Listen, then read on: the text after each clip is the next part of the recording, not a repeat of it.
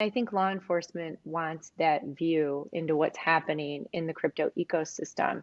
Otherwise, you kind of end up with this like dystopian Blade Runner type world, right? Where you have kind of your more KYC AML transactions and then this underbelly of like peer to peer in the dark transactions that because you've cut it off from the regulated financial system, law enforcement can't even see what's going on in there. And I don't think that's the direction we want to go in.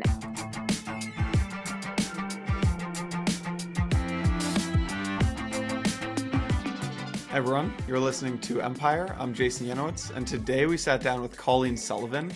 Colleen is an amazing woman in the space who is an ex-lawyer. She is the founder of the company. She is an investor. She is a trader. She grew up Southside Chicago. Dad was a basketball coach, and just an amazing story. CMT Digital is one of the most successful venture firms in the space. They've invested in over 57 different portfolio companies.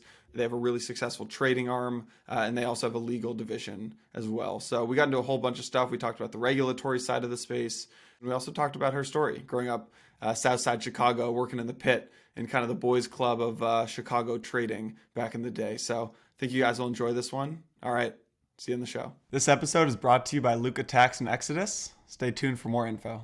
All right, Colleen, I am so excited to do this with you. Recording it a little early on my end. I just had my coffee at 7 a.m. over here. Where are you in the world these days? Chicago. So I've got a couple hours on you, and it's beautiful here today. It's actually in the mid 60s and the sun is out. So it's amazing. No complaints. That's great. No complaints. Good stuff. You've got a New York hat on though. For anyone watching on YouTube, you can see this. Anyone listening on Apple or Spotify, it's going to be, you can't see the New York hat, but what's the story with the hat? Yeah, so a couple things. I have been married for a long, long time, and my husband's from Boston. It started out as a joke just to annoy him to wear the Yankees hat because he's a big Red Sox fan, and it just stuck like 20 years later. So I still wear it. Plus, not having like my hair done, it's always a good throw the hat on and you're good to go. So Nice. that's the hat. I grew up west of Boston, in Lincoln, Sudbury, before moving to San Francisco. So I too am a Sox fan, and I also am not a big fan of the hat, but that's okay. We'll make it Yeah, through. if I had a Bitcoin for every Red Sox hat, and I've got them in green and red and blue that his friends have sent me over the years, I would be like the wealthiest person in this space. There you go. So There you it's go. good stuff. Nice.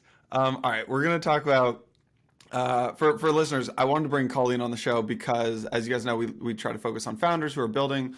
Colleen is a big law refugee, worked in big law for a while, is one of the most successful VCs and investors in the space. Also works on the trading side of things and is a founder. So it's the first time we've ever had someone who's kind of hits all four buckets here.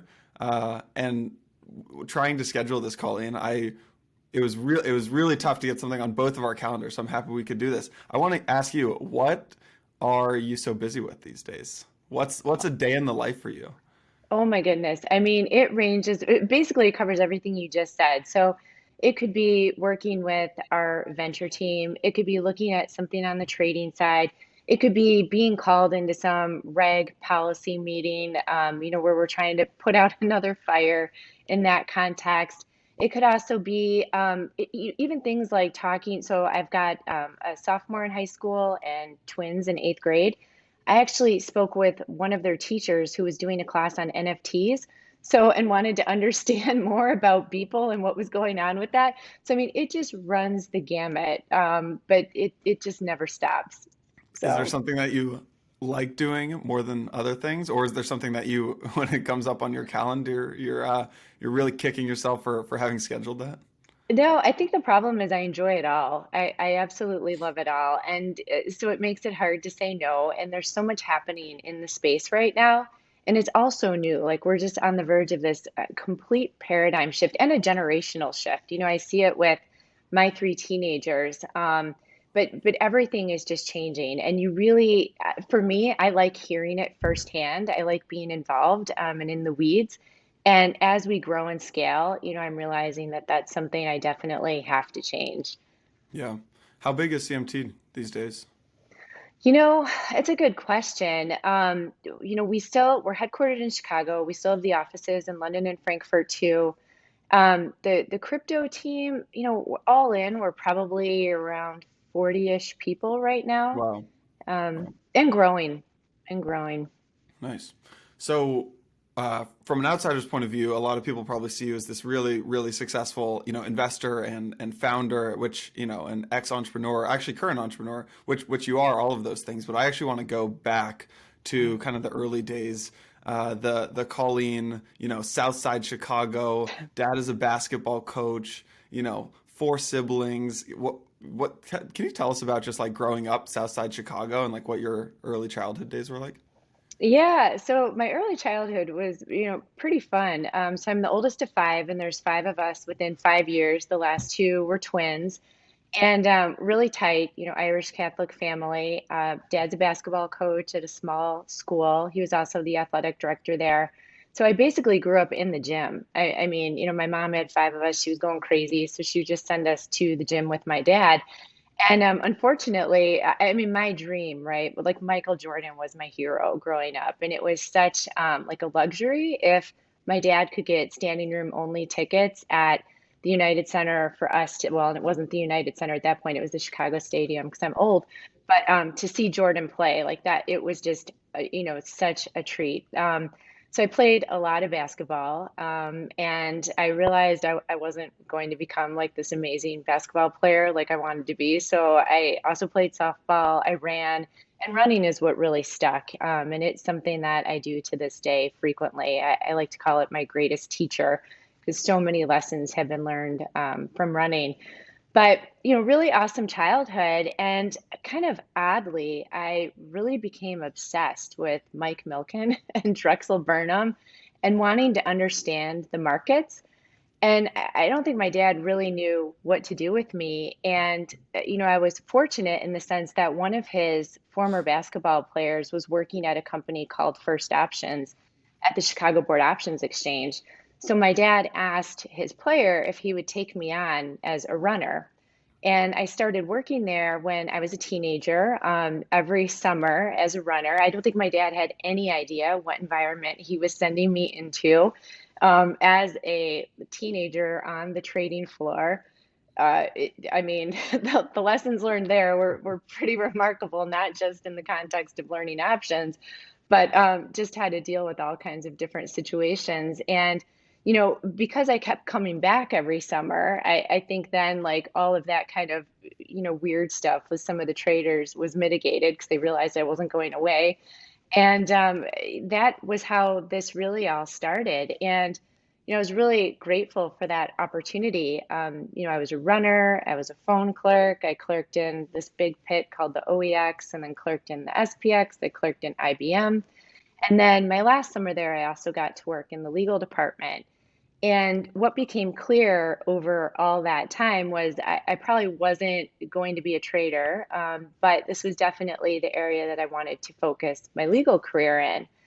But what really stood out for me, especially when I was clerking in the IBM pit, was you could tell that the brokers were working with high net worth executives who held employee stock options, and that their over the counter desks, like at Goldman and Citigroup, were putting together structured trades for the like high net worth employee stock option holders, specifically meaning they would collar the employee stock option position or help these executives sell calls against the positions to generate income.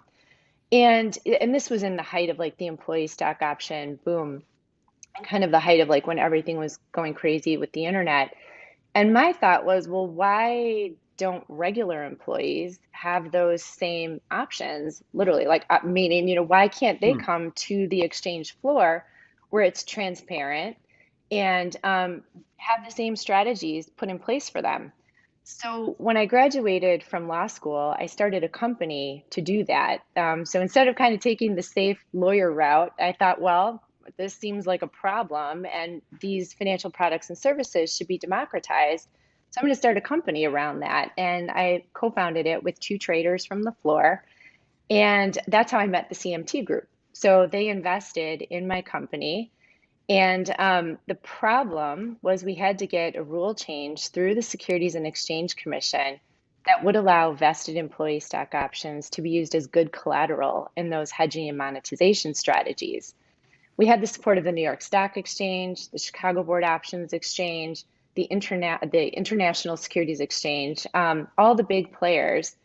And it still took 8 years for the SEC to approve that, um, which taught me a lot of lessons too.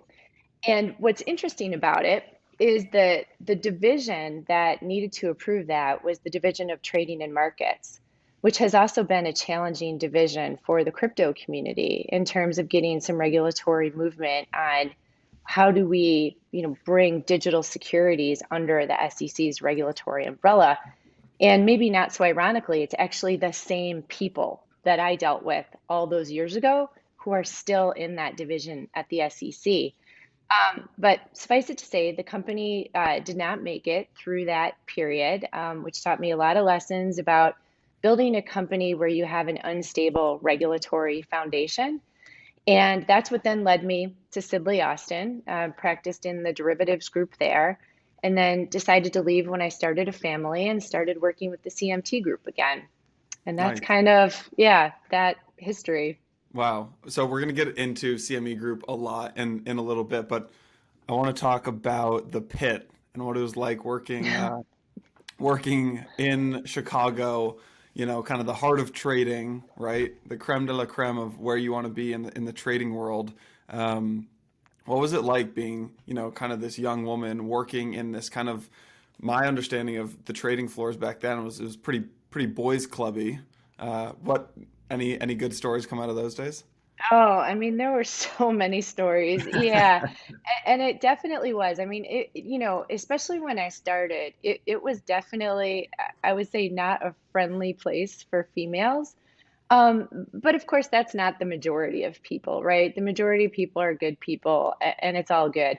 But I mean, yeah, I remember my first day, there was this clerk, and everybody is betting on something, and I don't really know what's going on. And then everybody stops, like the entire floor, and we all look up at the viewing window above us, and he's chugging milk, like a gallon of milk, and just drinking all this milk. And what people had been betting on is when he was going to throw up. So, and the time it would take for that to happen. And so, inevitably, this guy ends up like spewing all over the glass. The floor goes crazy. And I'm like, what have I gotten myself into? And I mean, stuff like that just happened all the time. And, and like in the early days, I would, feel like I had to wear this plaid jacket, and I'd feel the jacket was heavy in the back, and someone had like taken a bunch of index cards, stapled them together, and stapled them to my back, stuff Nice. like that. Yeah, lovely. But it's it taught me a lot about just have making sure, well, I developed thick skin, I guess, and it took a lot to kind of get to me over time, because you just start to not really take it all that seriously. It's what are you going to do? And I was there to learn, and I definitely learned. And you learn just how the markets work, from like kind of that inception point. You learn about clearing, you learn about trades, you learn about out trades, you learn about broken trades, you learn about margin, like all these great lessons. And I always felt too like if you could understand options, and you could kind of go backwards and figure out pretty much anything else. So I think it was really good that I started there. It was very confusing in the beginning, though. I remember like you'd have to read, off your ticket, what your market was for something. And I would say like it's 1/16th to a quarter. And you're supposed to say like a teeny and all, and I would just get made fun of all the time until you learn like the acronyms for everything and the lingo. And I mean, it was bad in the Yeah. beginning, but it got better. And it didn't deter me.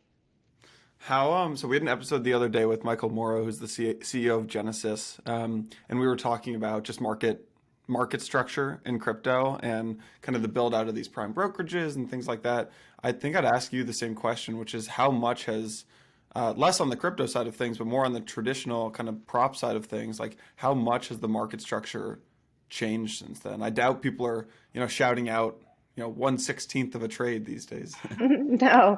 Yeah, I mean, it has certainly changed, and one of the things I really liked about the founders at CMT is they saw very early on that floor trading was not going to persist and that where they needed to be was in electronic trading. And that's why the CMT group started primarily in Europe versus the United States. One of the founders is German, and they just saw that early that was the future. And so in that context, it's changed a lot. And it's also changed in terms of the people who have opportunities to be involved. And what I mean by that is on the floor, I mean, it was like a South Side person's dream, right? Like anybody from the South Side could make a living on the floor if you were good in math and you had kind of the right connections to get there. So it was different. And then as everything switched over to electronic trading, it became the quants at MIT, Harvard, Princeton, Yale. Just who had the opportunities and the access really changed. And in Chicago, there are a lot of traders who ended up out of the game because of that shift.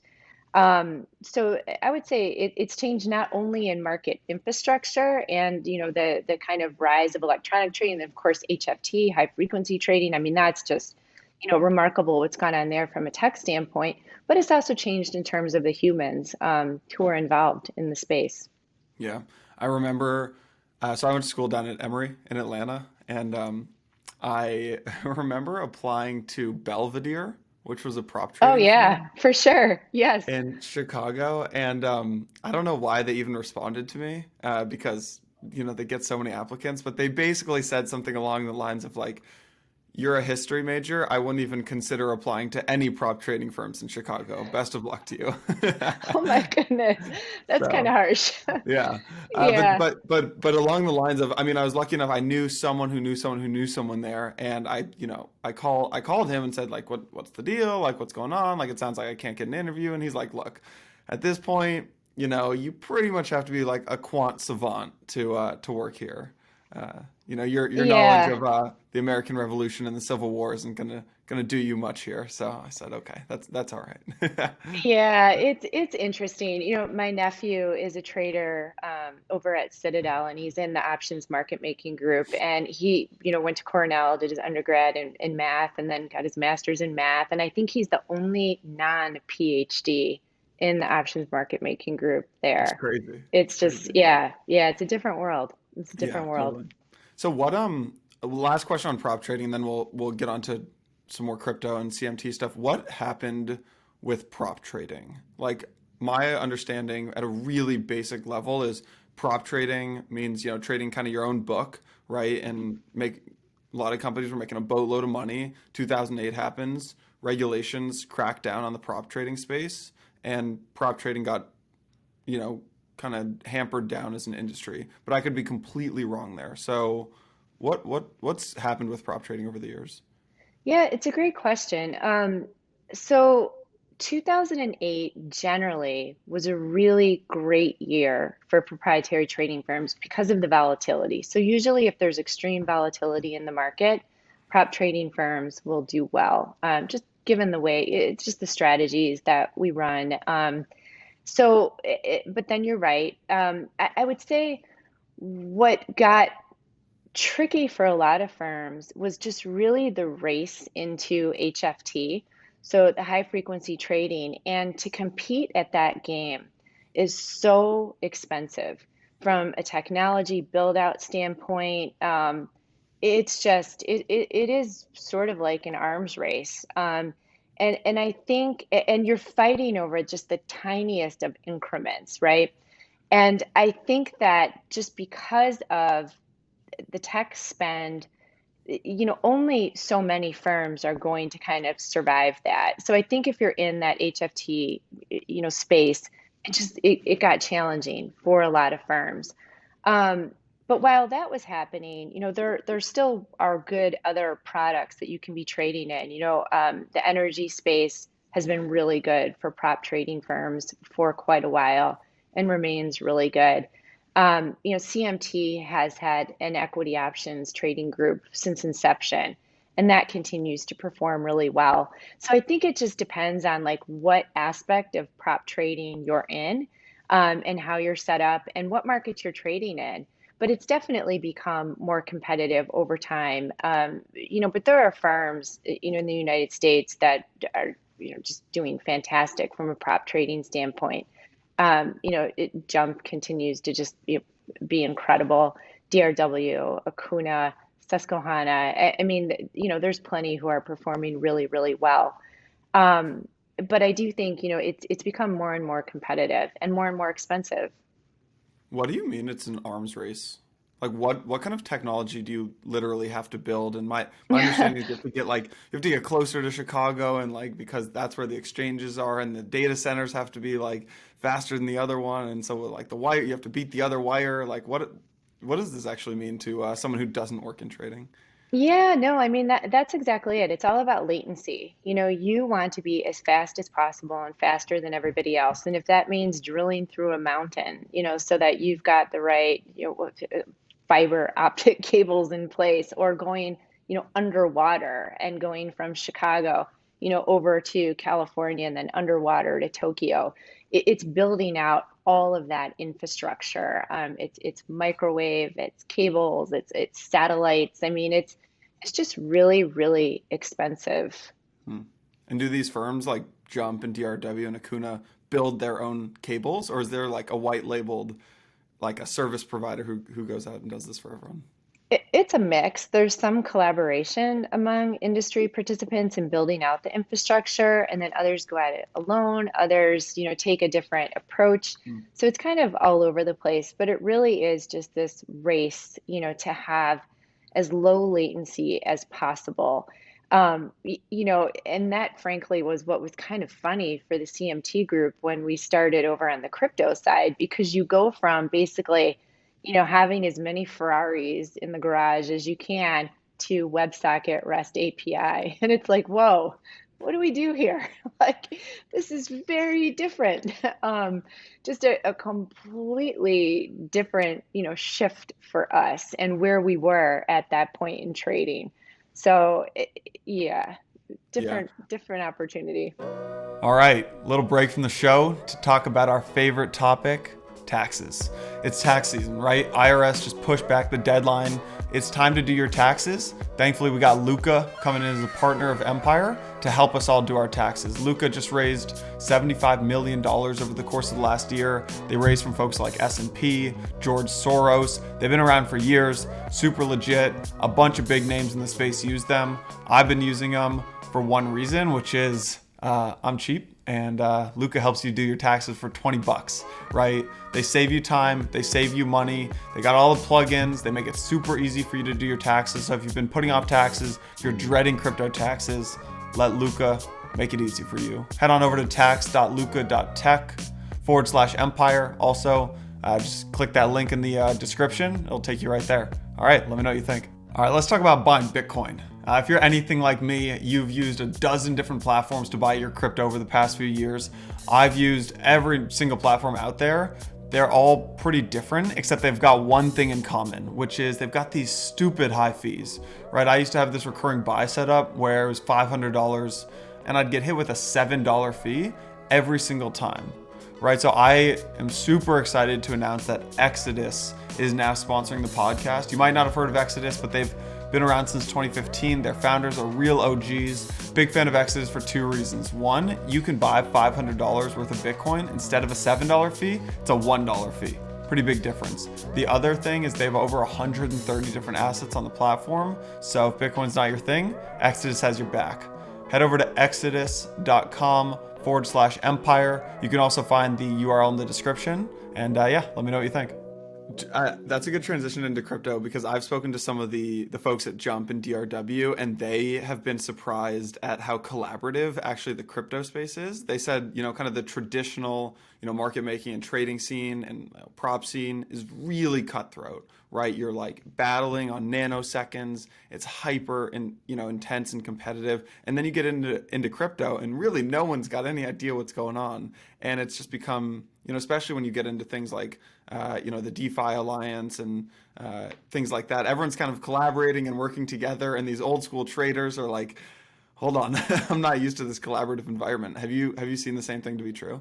Oh, totally. Yeah. I mean, and that's one of the things I love so much about this space because in the traditional trading world, CMT, Jump, DRW, we're not talking.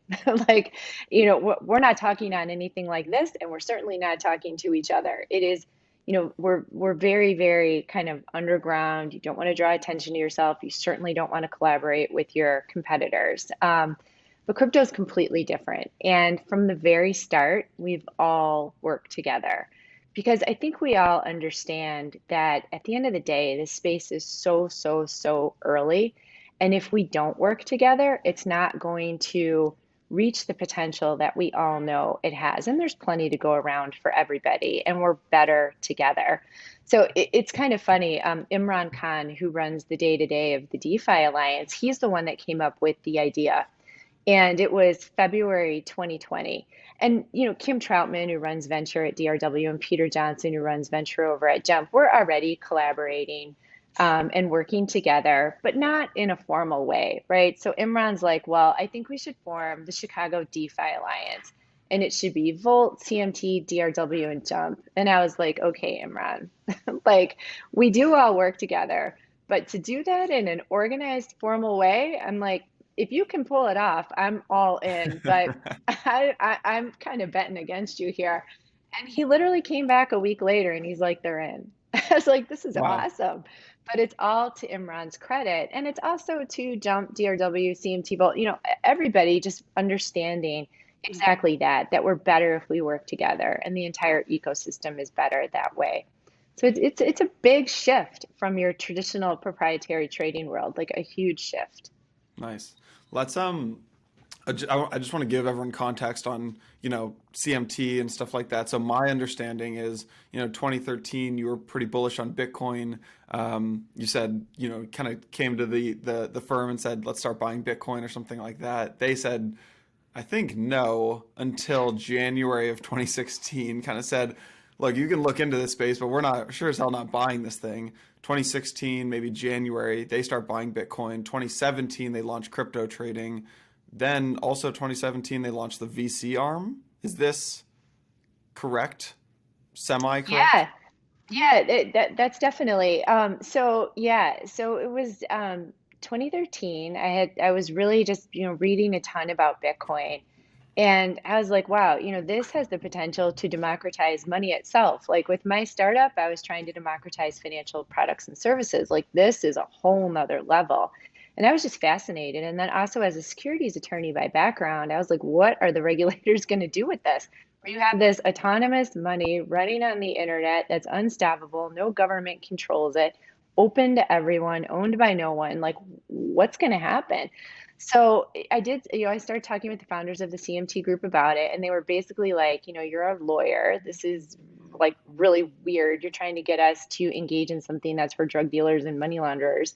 And they were basically horrified. But they are very curious people, and they encouraged me to stay involved on the legal and regulatory side because that was one of the concerns that they had too. Although we're a proprietary trading firm, we have been regulated in the past. We're currently regulated today, always traded regulated products, regulated markets. And of course, Bitcoin looked nothing like that, right? So that was good that they encouraged me to do that. And that's how we kind of got our start on the legal policy side of things, working with the Chamber of Digital Commerce really, really early on, and all kinds of other initiatives. Like we were calling for self-regulation and crypto like in early 2014. We were just way too early with these kinds of thoughts and concepts. And then, as part of our traditional trading business, we were trading on the Shanghai Gold Exchange. And I was in China with the founders of the CMT group, and I brought them to the BTCC, which is one of the oldest crypto exchanges in Shanghai. It was run by Bobby Lee, Charlie Lee's brother. And I don't even know if Samson will remember this, but Samson Mao was the COO at the time. He's currently with Blockstream. And we go into this like high rise in Shanghai, up in this like the top floor, kind of like smoky conference room. And Samson starts talking with us about the halving that's going to be happening in July of 2016. And, while I was in this to like, we're going to democratize everything, it's going to be better for everybody in the world. I think my two partners were like, oh, this asset is going to become more scarce, and this happens every 4 years. That's really interesting from a trading standpoint. Let's load the boat with Bitcoin, So, as much as I would like to take credit for like being the one that finally got them there, I actually think it was Samson Mao. So, and I should probably tell him that at some point. And that's where it started. And then, yes, you're right. It went from there to, well, this is really interesting. Why are we seeing these strange prices across different exchanges? And is there an arb opportunity there? So we slowly started connecting to all of these different platforms, which was kind of funny for our IT guys because they were like, what are these things? Like, so slow, they break all the time. What is this? But what was great about being so early is we started to understand all of the operational frictions, associated with being involved in crypto early. Like, you'd see crazy prices in Korea versus the United States. And as you set up in Korea, you start to realize, well, it's really hard to move won out. So that is happening for a reason. And so then when those crazy arbitrage opportunities happened in the back half of 2017, we were already set up and ready to go. And then it just became a matter of like staffing up as fast as possible. So we had people, trading 24/7. Yeah, because I was going to ask. I know a lot of firms that launched trading desks in 2017 and also launched venture arms in 2017 just because the market was so hot. And a lot of them have kind of fizzled out or not done so well, or I don't know, maybe they made a few pot shot investments here and there. But I'm looking on your guys' website here. You've invested in 40 companies, 50 I think companies we're here, it at looks like. 57 now. Yeah. 57. You've got like Falcon X, Silvergate, Backed, BlockFi, Abra, Circle, Digital Assets Data. I mean, I'm not going to name all of them, but a few unicorn companies in here. Like, what do you think it is that has made your guys' VC arm so successful, whereas a lot of other ones fizzled out? Yeah, I think there's a couple of things. So I pretty firmly believe that if you're going to be investing in crypto, you need trading and investing to work together. So our venture team and our trading team are essentially one, and we operate that way. So like if take BlockFi, for example, um, Brad Copen, who runs our trading desk, felt really strongly that in order for this space to grow, we have to have more mature borrow lend markets. And, we had met Zach and Flory, and then we met Renee on that team, and we were like, we think this team is going to be the one to do it.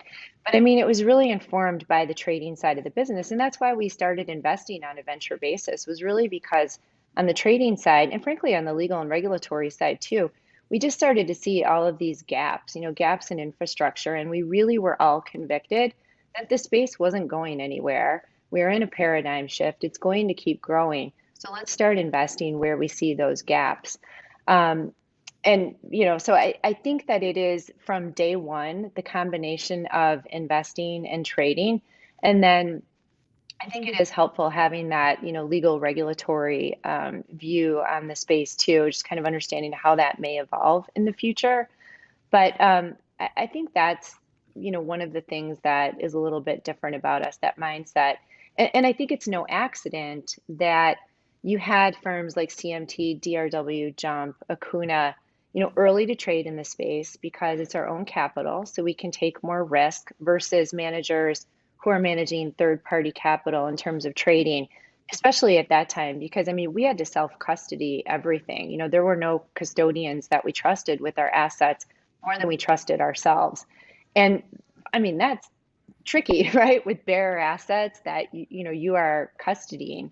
And obviously, so much of that infrastructure wasn't there in the early days. So I just don't think the space was suitable for third-party capital. And that's why you've got the prop firms in there. And then we all saw kind of the same gaps, and that's why I think you also saw John, DRW, Acuna, and others, traditional prop trading firms now becoming venture investors too, because we're seeing these gaps and going in where we think they need to be filled. Hmm. Okay, this is a good segue into one thing I wanted to ask you about, which is, governments have fear when they can't control the money, and your startup had to go through 8 years of regulation, and we're talking about DeFi. Back in was it December maybe? Mnuchin, however you pronounce his name, brought down those pretty crazy anti-crypto suggestions or regulations, and I know they didn't eventually go through, but my memory, and I don't work in regulation, but my memory was he said basically you have like 7 or 8 days to figure this out, and he said it's going to be this better, KYC and it's going to help with KYC, or we'll implement better KYC, which will help with money laundering. I've heard you say that that would really just create a massive payment surveillance system. But you also work with the regulators a lot, so I want to hear like what's the pro side of that, what's the con side of that, like what are your thoughts around what he was trying to do? Yeah. So, and what was going on there, iterated over time. So I think there was an initial belief that you could ban peer-to-peer crypto transactions altogether. And then I think there was a realization that that's really not possible. And then, it morphed into something else. And the so first and foremost, one of the problems there was the administrative process or lack thereof, where this ruling was actually going to come out as an interim final rule where it would have been effective immediately without giving industry any time to comment.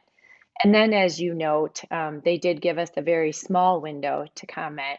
And kudos to the crypto industry because FinCEN received over 7,000 comment letters from industry, which is just remarkable. And it wasn't just like, quick emails in. There were substantive comment letters that went in. People basically gave up their holidays entirely. I was one of them, and just worked around the clock because there was just a lot of, I'll be kind and say misunderstandings. Um, I but remember Jake Trevinsky was telling, like, I think Jake worked pretty hard on that as well. Shout out Jake Jake. was amazing. Yeah, Jake, there are certain people in our industry who are really basically a gift to our industry. And Jake is one of them. I think Mark Boren at DYDX, Rebecca Rettig at Aave, Marvin Amori at Uniswap. You think about the talent of the general counsels leading the blue chip DeFi projects, and it's remarkable. And they're just fantastic attorneys and fantastic people, which should give people some idea that DeFi is here to stay when you've got talent like that on the legal side heading up, those projects from a reg standpoint. It's remarkable. But yeah, in the United States, we have constitutional rights, and privacy is something that has been a bedrock of the United States for a long time. And the direction we were heading in was basically building out, a massive surveillance system. And the problem was there was no discussion around that. And thankfully we've slowed all that down, and I think we will have robust conversations in that context. But we have to be careful. We have to find the right balance between understanding law enforcement's goals, which are reasonable, but also protecting people's privacy. And there was just no discussion that was going to happen in the context of what was going on over the holidays. And again, that has changed now, which is good. Um, yeah. Do you think we'll Mhm. eventually live in a world where there are kind of two types of Bitcoin? Bitcoin that have been KYC AML'd and like live on places like Coinbase, and then Bitcoin that's kind of off of the KYC AML system? Yeah, I mean, we certainly could. And I think I think we're making progress in regulators understanding, I mean, Bitcoin's actually a really bad tool for criminals to use. All transactions are happening on a public blockchain, and with the way analytics are today, I mean, it's pretty easy to figure out what's going on. And I think law enforcement wants that view into what's happening in the crypto ecosystem. And I think that's why it's important that you don't, cut off regulated financial institutions from crypto. Otherwise, you kind of end up with this like dystopian Blade Runner type world, right? Like as you described, where you have kind of your more KYC AML transactions and then this underbelly of like peer-to-peer in the dark transactions that because you've cut it off from the regulated financial system, law enforcement can't even see what's going on in there. And it's not because people are doing bad things, but maybe people want privacy, right? I mean, so it's and I don't think that's the direction we want to go in. I think that there's a very good middle ground that we can achieve. And I also frankly think we can use the technology itself to help law enforcement. We don't have to be stuck in the same ways of, monitoring transactions. Like there's different things we can do here that can help us achieve the same objectives. It's just regulators, policymakers, and industry working collaboratively to get to that point. I'm a glass half full kind of person. I think that's what will happen. But, it's really incumbent on everybody in the industry to keep trying to educate and to be involved, which we saw over the holidays. I mean, people absolutely were, which was Yeah. great. How do you think the new administration, like Gary Gensler and Biden's administration, how do you think the new administration will impact regulation on the crypto space? Will it be net positive or net negative? I'm hopeful. I'm hopeful Always the that optimist, Colleen. yeah, I mean, you kind of have to be, right? I think, we've got a new progressive administration. And when you think about the power of crypto from a financial inclusion and accessibility standpoint, it's something that the administration should embrace. But again, it's incumbent on industry to show regulators and policymakers how we are actually making a difference in that context. So, trying to close the inequality gap, which I think crypto can help with, bringing more diversity into the space, which we absolutely need to do. And I think, frankly, we're lacking in that area right now. So we all need to do better. But what we're building in crypto is something the new administration should embrace.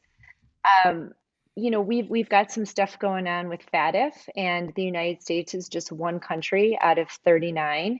It's a global initiative that we're going to be dealing with that for a while. We'll see what happens in June. But so the United States is just a component of that. It's a global effort there. And then with the SEC, I'm really hopeful that Chairman Gensler will work with Commissioner Peirce.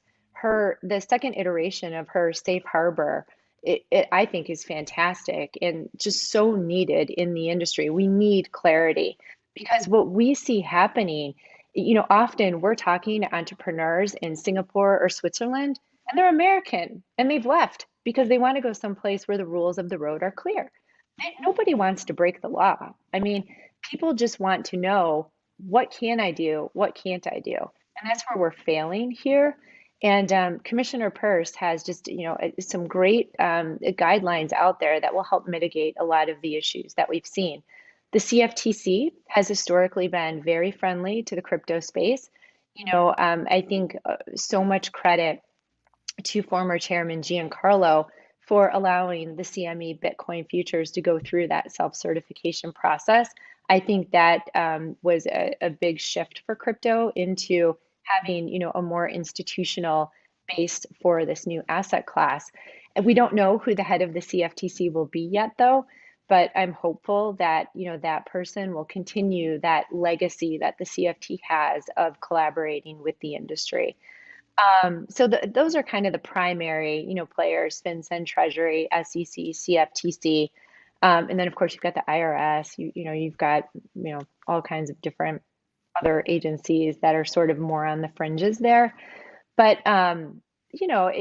we need to put in the effort as an industry to keep educating and keep the dialogue open and keep collaborating and really care about that. And I think if we do, I think we'll end up working together. That's my hope. Yeah, my hope as well. Yeah. All right, we've talked a lot about the investor, Colleen, the regulator, the lawyer, Colleen, and the trader. But I want to hear just a little bit about the founder side. So how's it been? You mentioned earlier you've nearly 40 people or a little more than 40 people working at CMT Digital.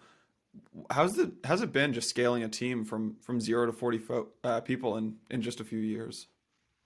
Yeah, I mean, so fortunately, we are able to lean on the resources of the broader CMT group. So that has definitely made my job easier. We have a fantastic operations team that's been at this for a really, really long time. And then, so that means great support on the accounting side, on the tax side, the IT side. So kind of all these things that really matter. And so that's certainly been helpful.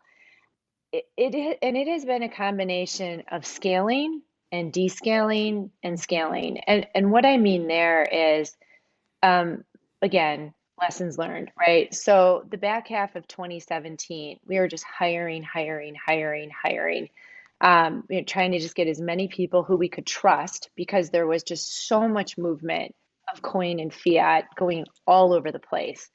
And we had to build, I mean, and there was fire blocks didn't exist, right? Things like that weren't there. So we had to build protections in to make sure that traders couldn't send coins to themselves. Traders couldn't send, and just build all this out. So it was a huge lift by our IT guys to kind of secure our own infrastructure and then just getting people in. So we scale up, scale up, scale up, and we knew this arbitrage opportunity wasn't going to last forever, but I don't think we realized how fast it was going to go away. So we're scaling, and then we go out to Tokyo and Seoul. We reopen those offices, which had, we used to have on the, traditional side of the business, and we decided to reopen for crypto. And it's probably now, midway through 2018, and I'm like, huh, I think we're in a legit bear market. And we have all these people. We've scaled up so quickly, and I think we're going to have to make some changes. But continued with the same team through the end of the year. And then in January of 2019, we had to make some cuts, and it was brutal and like heart-wrenching. It was really, really hard, like really hard. And I talked a lot with the two founders of the CMT group, who are my partners in CMT Digital, about it. And they reminded me basically the reason we've been here for 24 years is because these are things you have to do when things are hard.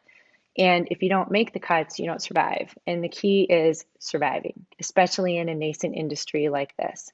All right, we're coming up on time here, so we're going to start to wrap it up. I have one or two more questions here, and then we can finish if you want to flip the interview and ask me one question. So, one thing I'm wondering is we just talked about laying people off, which I've had to do, and it's by far the hardest thing I've ever gone through. I Yeah. wouldn't call that really a controversial decision, though. It seemed like something that had to be done. What do you think is the most controversial or toughest decision you've had to make, either at CMT or before CMT? That's a great question. Um, I have to think about that because I feel like we have to make a lot of tough decisions all the time. Controversial though, I need to think about that. All right, I Um, can ask you the other one yeah. if you want to. All right. I got to think about I that have one. I have a more fun one Good. to ask you here. So you've invested in 57 portfolio companies. You've seen, I mean, and it runs the gamut, right? From gaming to DeFi to market infrastructure for traditional Wall Street crowd. Um, who are some of the most impressive entrepreneurs right now inside of crypto? Oh my gosh, I love Jack Mallers. So, Yeah. Jack is probably, I mean, I can't have favorites, right? Because I love everybody, but Jack is just, he's just remarkable. We were fortunate to meet him early on and just his vision, his ability to execute, his talent. He's also just a really kind human being. And he also, he's in a position where he not only thinks about, what's best for Zap, what's best for Strike, what's best for our investors, but what's best for Bitcoin, what's best for the entire ecosystem. And I've really appreciated just, working with him, collaborating with him. He's very, very thoughtful. He's very passionate. He's basically, he has all of the elements that just make for a successful founder and just a fantastic human being. And, he's one of a handful of experts, and he truly is an expert, right? I don't think any of us are like experts in this space because the space is still just shifting and changing all the time. So I always laugh when I see like experts, but Jack is an expert. Like Jack is an expert in the Lightning Network, in Bitcoin, and just one of a handful of people in the world. He's just phenomenal.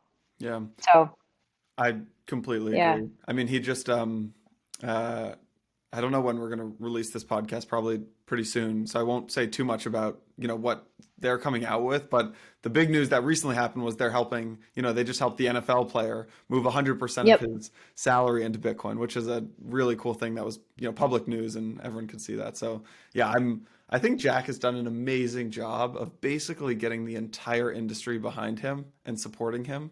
Uh, I was talking to one of their main competitors the other day, and he basically said, he's like, "Look, we're fighting an uphill battle here because the entire industry likes Jack." So, Yeah. Well, the good news for whomever that is that I think, again, the space is so early and oh, there's of so much course, yeah, opportunity. There's room for so many different players, but Jack is just, he's unique in every way, in a great way. But yeah, he is just, and it's amazing too because he's still so young. Like where he's gonna go, I mean, it'll be incredible. totally, He's just, yeah, he's awesome. yeah. All right, back to the hard one. You have I any know, the controversial controversial decisions to one. make? Oh, I mean, I'm sure if you asked my team, they would be like, What spewing them out one after the other. But I gotta think about that. I feel bad. do you remember the day that you decided to shut down your first startup? Oh yeah, well, yeah. So I'm embarrassed to even tell you this. So it is still not even formally shut down because Hanging on by a thread. I couldn't let it go. I couldn't let it go. Yeah. No, and what still persists is we have a patent on it's a business method patent like pre-Alice, which is this like patent decision. And yeah, just can't let go. So Fair, fair it's enough. still alive. So Yeah. yeah, I still haven't shut it down. All right, you can, if you want, flip the interview if you want to ask me one question, and then we can wrap this up. Yeah, well, what's it been like building Blockworks, and how did you guys decide? I'd love to hear your story a little bit, like how Yeah. you came into this. Yeah. Yeah, I mean the backstory goes back to my family is Hungarian. So in 2015 I went and lived in Budapest, Hungary for 6 months. And the Hungarian students at this university called Corvinus University were really into Bitcoin because it was, their parents lived under this communist regime. And like when you take the trolley in in Budapest, like everybody is dead silent because their parents lived under this regime where you had like video cameras and microphones on the trolleys. So these students naturally loved Bitcoin because it was kind of freedom from money and from government and things like that. So that's when I first heard about it. I come to New York. I start working in venture capital uh, at this firm that invested in like kind of mid to late stage like life science and tech companies. And I was the young guy at the firm, like the young analyst who just like made calls and put together decks and things like that. And I remember I was working for these old school like Lehman Brothers, Bear Stearns guys, and I basically was like badgering them. I'd be like, hey Tim, like Bitcoin, like I think we should buy Bitcoin." And they basically like patted me on the shoulder and said, "Yeah, that's cute, kid. Get out of my office." And and finally they let me share some resources with them. So I was like, oh my God, all right. The partners are like gonna let me share resources. So I went and did some research, and all I could find to send to these like real old school Bear Stearns and Lehman Brothers guys were like Reddit threads Oh, and interesting. Twitter, and I could invite them to some events, but the events were like a load of crap back in 2017. They were so bad. So Yeah. bad.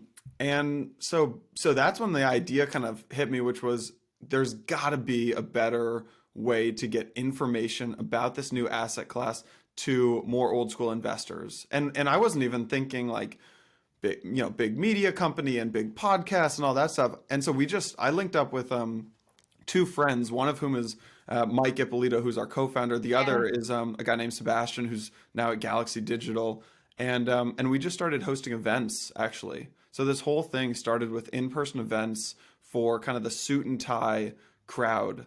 So instead of bringing, your 20-year-old hackers to an event, which I love those events, we would bring, the head of crypto at Goldman Sachs, right, to come speak about what they're working on. And after like actually we hosted one event and it went really well, and we quit our job actually because we realized we could maybe make more money hosting events than we were in our day jobs. And that was May 1st of 2018. So we're coming up on, it's been 3 years now. And the goal has always been the same, which is just to help this more institutional crowd understand crypto. We were probably just like you guys, maybe a little too early to that, but now that thesis is really panning out and things are going well. So Yeah, and the content you guys are putting out is awesome. I love reading it. It's very differentiated. I look forward to getting it every day in my inbox. It's really good, like really outstanding. So I love the shift into broader content too. I think it's great. And it's funny you say Budapest. So my daughter had the opportunity to play ice hockey in Eastern Europe, well, in 2014 and in 2015, but this was in 2015, and we went to Budapest as part of that trip. And she was super excited because there were a couple of merchants that had "We accept Bitcoin here" on the doors. And she was like, they accept, and that was the same in Prague. And we were also in Bled in Slovenia and in Slovakia. And it seemed like a bigger thing in Eastern Europe than it was in the United States. Like I just remember her being so excited about seeing like the "We accept Bitcoin" stickers on a bunch of different merchant doors, but especially in Budapest. So totally. it's interesting that you Yeah. say I that. mean, like we talked about market structure earlier in the podcast, right? And if you remember back in 2013 maybe, the only Yeah. exchanges there were two exchanges. It was Mount Gox in Tokyo Yeah. and Bitstamp, which at the time was in Slovenia. And so Yeah. there's this thriving crypto community out in Eastern Europe, and actually a lot of the companies that probably a lot of the listeners use today that seem more like US companies, they are US companies and they're Western European countries. They are companies, they have a lot of their development teams and engineering teams Totally. are in Eastern Europe. Not because it's cheaper, well, oftentimes it is cheaper, but these engineers are The phenomenal. talent. Yeah. Yeah, the talent's amazing because yeah, we see pockets of engineers like in Croatia, but yeah, all areas of Eastern Europe. It Yeah. is really pretty interesting. Yeah, I remember, I mean, Bitstamp being in Ljubljana, and when my daughter played in Bled, I was like, we need to go see the Bitstamp people because they're just, really close. So yeah, it is it's very cool. That is a really cool start. Yeah. Because it all starts with a need, right? And you saw the need and the lack of what the market was producing there. And here you are with Blockworks, which is And here we are. awesome. So Here we yeah. are. Yeah. It's good I'm stuff. glad that you're enjoying the newsletter, Colleen. Thank you. I love Um, it. Yeah. Yeah, no, I appreciate that. Yeah, Tyler, the writer, is amazing. So, Yeah, anyways, he's Colleen, excellent.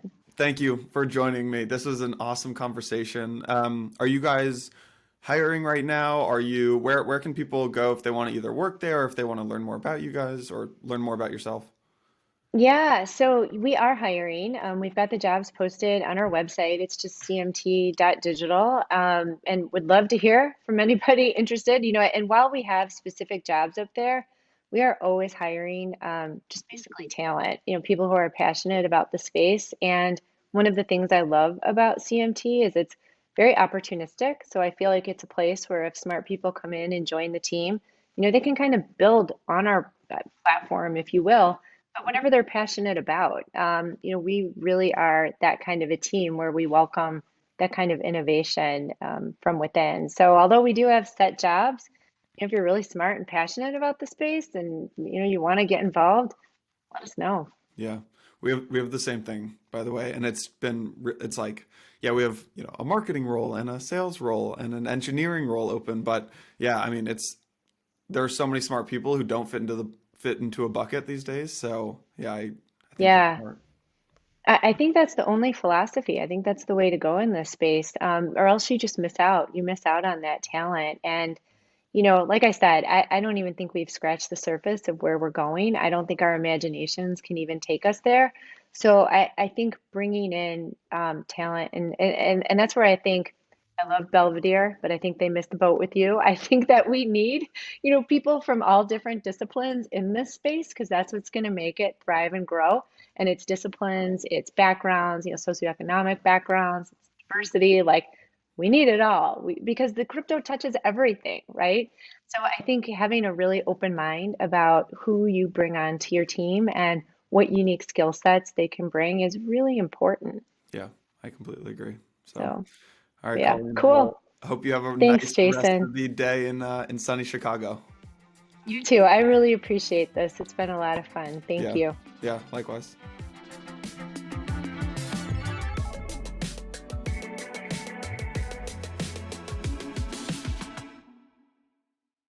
All right, that was Colleen Sullivan. Hope you guys enjoyed it. At the very end of the show, she mentions our newsletter. If you're not subscribed to our newsletter, head over to blockworks.co/newsletter. Hit that subscribe button. I think you guys will enjoy our daily newsletter if you're enjoying the content on this show. All right, see you next week.